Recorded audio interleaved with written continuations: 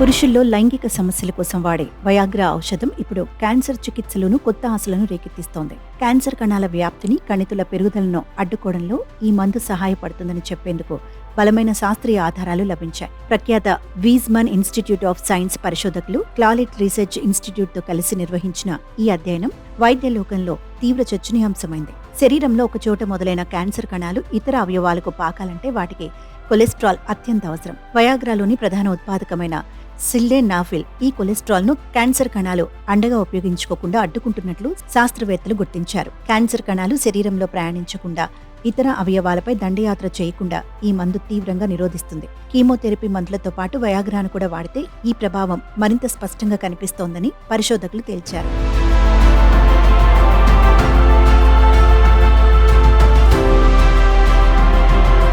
ఇజ్రాయెల్లోని దాదాపు 5 మిలియన్ల మందికి సంబంధించిన 20 ఏళ్ల వైద్య రికార్డులను పరిశోధకులు విశ్లేషించారు. క్యాన్సర్ బారిన పడటానికి ముందే వయాగ్రా వాడిన పురుషుల్లో జీవనకాలం మెరుగ్గా ఉన్నట్టు ఈ పరిశీలనలో తేలింది. ముఖ్యంగా కొలెస్ట్రాల్ ను తగ్గించే స్టాటిన్స్ మందులతో పాటు వయాగ్రాను కూడా వాడిన వారిలో ఈ ప్రయోజనం మరింత ఎక్కువగా ఉన్నట్లు శాస్త్రవేత్తలు గుర్తించారు. ఈ రెండు మందుల కాంబినేషన్ క్యాన్సర్ కణాలపై శక్తివంతంగా పనిచేస్తున్నట్లు వెల్లడైంది. ఈ ఫలితాలు ఎంతో ఉత్సాహకరంగా ఉన్నప్పటికీ క్యాన్సర్కు ఇది పూర్తిస్థాయి చికిత్స కాదని నిపుణులు స్పష్టం చేస్తున్నారు. ఈ అధ్యయనం ప్రధానంగా పురుషులపై, అది క్యాన్సర్ సోకముందు వయాగ్రా వాడిన వారిపైనే జరిగిందని తెలిపారు. మహిళలపై దీని ప్రభావం ఎలా ఉంటుందనే దానిపై ఇంకా స్పష్టత లేదు.